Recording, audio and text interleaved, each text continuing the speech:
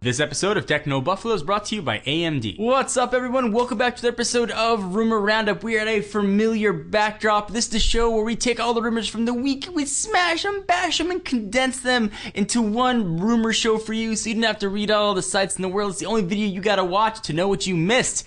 This week, we're gonna talk about Apple and Samsung being the very best frenemies in the world. Some Galaxy Note 3 shenanigans are going on. Verizon folks might finally be getting the HTC One of their dreams, and an iPhone 5S. We might know a little bit more about what it's going to have. This is Rumor Roundup.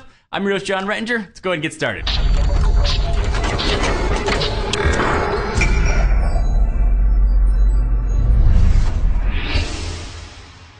Alright, so let's start with the Apple and Samsung news. These two love to hate each other. Evidently, Apple is switching back to Samsung for LCD screens. Lawsuits clearly won't stop Apple from partnering with Samsung, which means it may cut orders from other partners such as Sharp and LG. Sucks to be them. The reason behind the move is likely a nod to the South Korean company's ability to produce touch screens using thin glass in super large quantities very fast.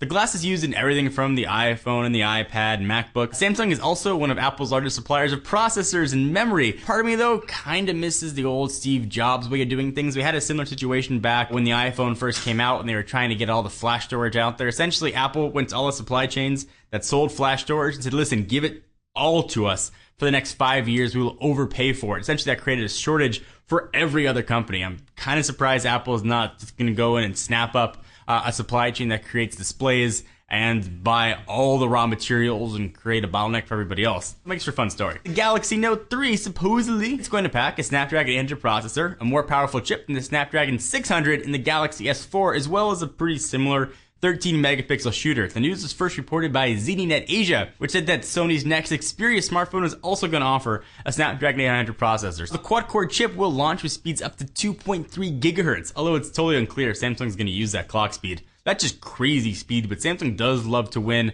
at least on spec, so should be interesting. It also supports LTE and Cat4 LTE Advanced, in addition to 802.11ac Wi-Fi support, and for max screen resolutions of 2560 by 2048 pixels. Damn. Make no mistake though, just because Qualcomm's new mobile CPU supports technology doesn't mean Samsung's necessarily going to add that hardware to the next generation Note. The Galaxy Note family was last refreshed during IFA 2012 in September of last year, and we think that's when the Note 3 is going to make its debut. Alright, so if you're on Verizon and you've been looking longingly at your friends with an HTC One, your prayers might be answered. SlashGear recently obtained leaked images from EasyLeaks. It shows a Verizon product with the One branding. We're not too surprised though to see Verizon jumping on board, although it does seem a bit odd that the carrier wouldn't just offer the phone sooner rather than later. HTC One, though, is reportedly set to launch on Verizon early summer, which means we might see it pop up really any week now. Another phone, dubbed the T6, could launch in the fall to replace the Droid DNA entirely. So we largely believe that the iPhone 5S can look the same as the iPhone 5. That follows Apple's historical release pattern,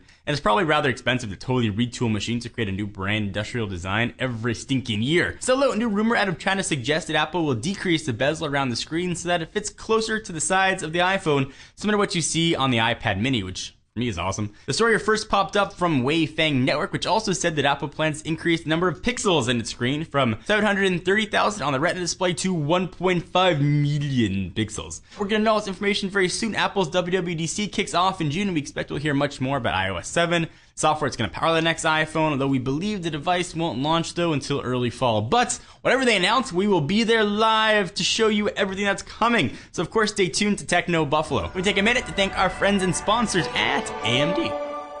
What's up, everyone? John Rettinger from Techno Buffalo here. In our last video, we had some fun with this AMD TEMOS chip, but now it's time to get down to business.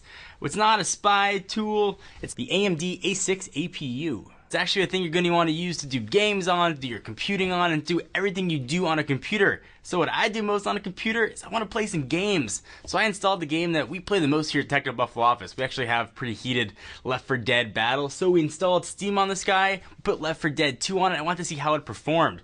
It's kind of crazy to see something that looks like this. Eventually going to be in a package that looks like this. This is going to be the new A series chip. It's going to power pretty awesome looking devices, but I really want to see that awesome look to just skin deep, or if we can actually play some games. Let's go ahead and take a look. I knew it could handle everything on the lower settings, so we thought it'd be more interesting and a better test of the machine's capabilities to bump it up. So we kicked it up to 1080p, we kept the film grain at about 30%. Effect detail, we went to high. The model texture detail also got kicked up to high. I wanted to see how it performed, if we had any frame rate dropping, what the boot time was, if the fans kicked on like crazy, and just how overall gameplay was.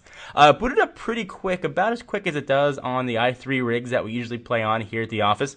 We didn't really see any frame rate dropping at all. It was a very pleasant experience. In fact, after a few minutes, I forgot that this monitor was plugged into a computer that looked like a spy equipment. It just worked really well. We didn't have any sort of loss. The gameplay was smooth. The fans barely kicked on, and the whole experience was eerily quiet. We came away really impressed with the performance, especially for something that's still in pre-production form. And if it can handle 1080p gaming, it can obviously handle the rest of the stuff you're going to throw at it. It can handle your Photoshop, your Microsoft Office, your email, video watching, whatever else you want to do. It'll rock it. So what's the final verdict here? If you're looking for a new computer and if you're shopping when you are fortunate enough to have the A series on the market, you're going to owe it to yourself to take a look. It represents a really great low energy consumption, really portable option. It doesn't sacrifice any power that you get with other mobile processors. So keep a close lookout for these systems that are just starting to come to market. Step aside from the rumors for a minute to remind you about another show we got going on another YouTube channel called The Tech Feed, where I host a show called Techno and Buffalo's Driven. We cover all the news from the world of cars.